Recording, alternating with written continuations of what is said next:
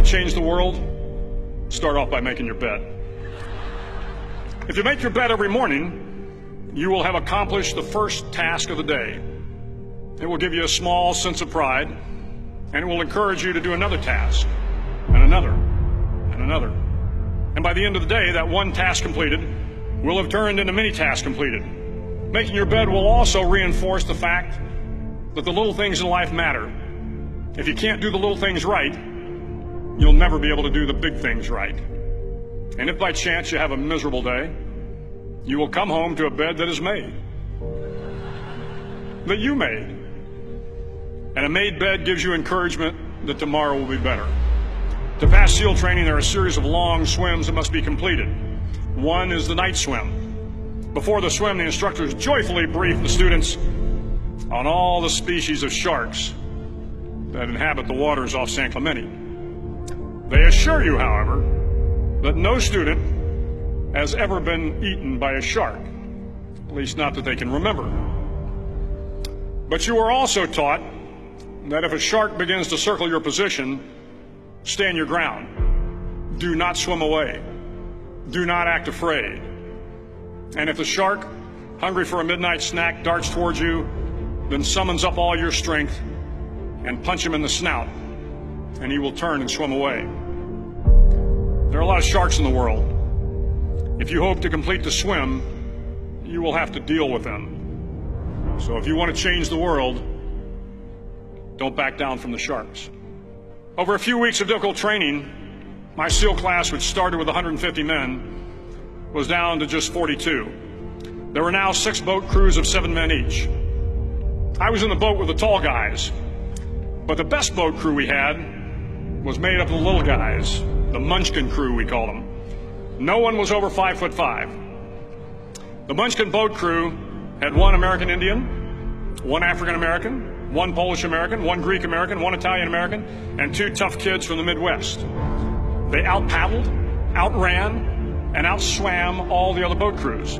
The big men in the other boat crews would always make good-natured fun of the tiny little flippers the Munchkins put on their tiny little feet prior to every swim. But somehow these little guys from every corner of the nation and the world always had the last laugh, swimming faster than everyone and reaching the shore long before the rest of us. SEAL training was a great equalizer.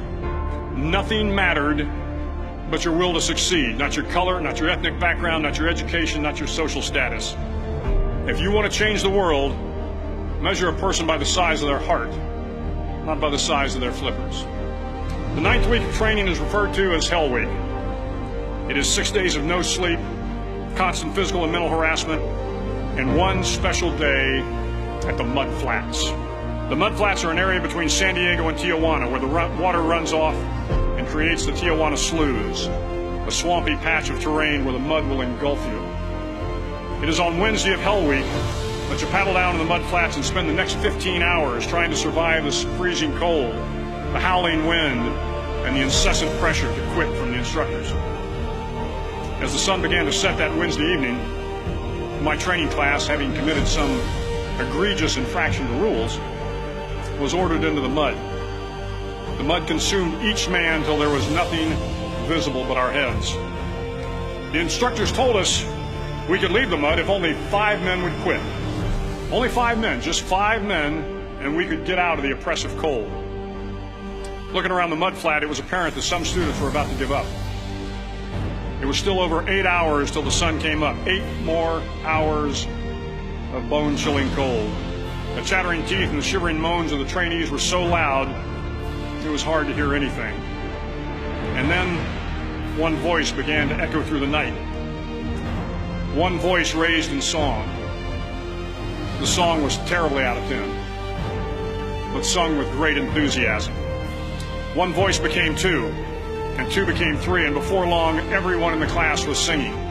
The instructors threatened us with more time in the mud if we kept up the singing, but the singing persisted, and somehow the mud seemed a little warmer, and the wind a little tamer, and the dawn not so far away. If I have learned anything in my time traveling the world, it is the power of hope. The power of one person, a Washington, a Lincoln, King, Mandela, and even a young girl from Pakistan, Malala. One person can change the world by giving people hope. So if you want to change the world, start each day with a task completed. Find someone to help you through life. Respect everyone. Know that life is not fair and that you will fail often. But if you take some risks, step up when the times are the toughest, face down the bullies, lift up the downtrodden, and never ever give up. If you do these things, the next generation and the generations that follow will live in a world far better than the one we have today. And what started here will indeed have changed the world for the better.